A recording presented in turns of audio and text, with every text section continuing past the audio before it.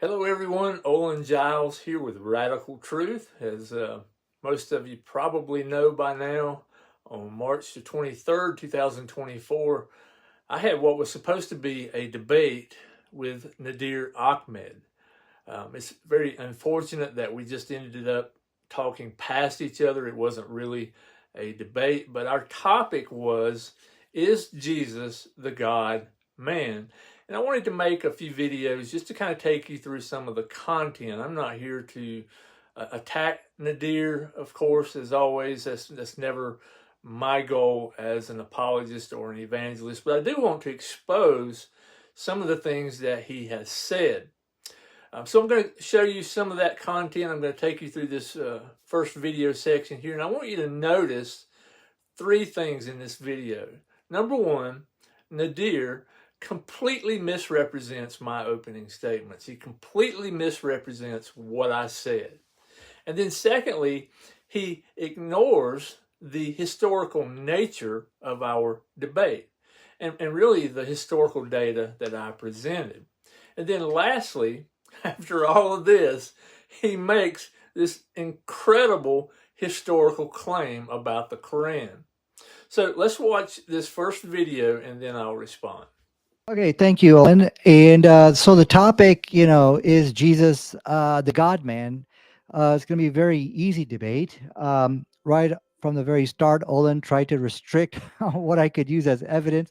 He says it's got to come just from the Bible, but then he went off on archaeology, historians, theologians, early church. But guess what? He forgot to go to the scientists. And we're going to find out why Olin didn't want to go to the scientists. He produced many verses. He said, look, there's many verses in the Bible which teach that Jesus is God. He showed holy men claiming him to be God. People from the church think he's God. Well, all of that can be said about this book right here. This is the Holy Quran. The Holy Quran claims Allah is God. There's holy men who came after Muhammad, the prophet of Islam, who also believed that Allah is God. Does any of this prove that Allah is God? Well, absolutely not. Nothing of what Olin presented. I mean, first of all, everything he said could be easily said of the Quran as well as any other religion, I guess, for that matter. He was up here for 15 minutes and he couldn't produce a single iota or shred of evidence to support his case for why Jesus is God.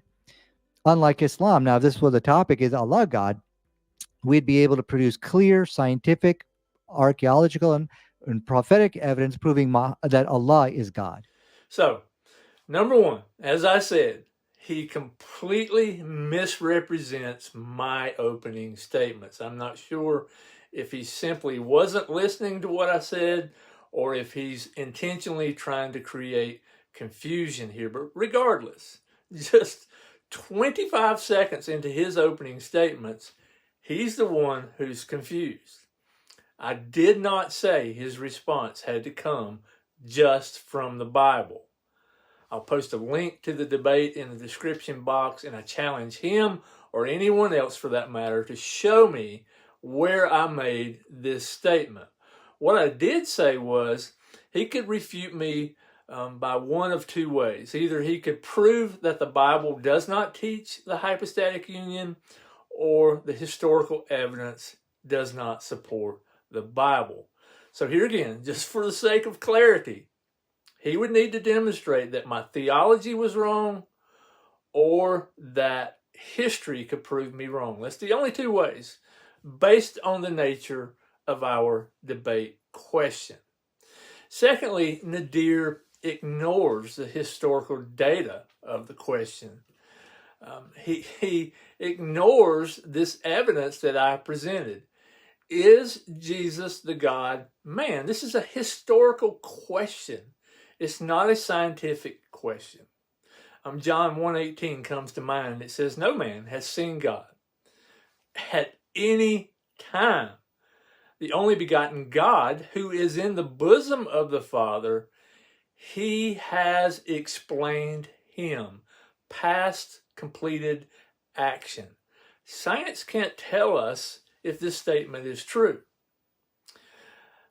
We absolutely have to look at the collective historical data to answer this question. So Nadir claims that I tried to restrict what he could say or how he could answer our debate question, and that's just not true. All I did was make a statement concerning the nature of the question. It doesn't matter if it's Jesus or George Washington. If we want to know what happened in the past, we have to use a historical method. And this is why I presented evidence just as any historian or scholar would do. Now, of course, I believe the Bible is the Word of God. I believe it's God-breathed. But I'm approaching this debate, again, as a historian would, or as any scholar in this area would as well. What would they look for?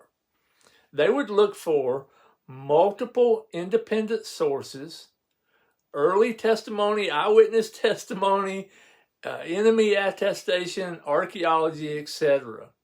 And I presented evidence from all of these categories. But the evidence is so overwhelmingly in my favor that even atheist and agnostic scholars will admit that the first century disciples believed that they had encountered the risen Jesus. So for Nadir to completely ignore this evidence, I just think it speaks volumes about his search for the truth. But notice lastly, after all of this, he has no trouble making a historical claim about the Quran. He says, everything I presented about Jesus and the Bible could be said about the Quran as well. So once again, I want to challenge Nadir and any of his Muslim friends to give me multiple independent sources in support of the Quran, give me early eyewitness testimony, give me some archaeological evidence. You can't do it. You have no historical data whatsoever, and that's why Nadir avoided this methodology.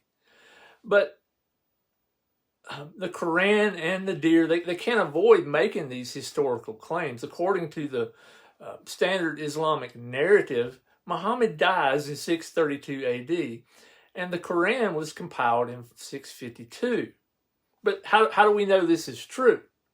The biography of Muhammad was supposedly written down in 765 AD by Ibn Ishaq, but we don't have any of his writings. We might have what comes from Ibn Hisham, but he dies in 833 AD, some 200 years after Muhammad.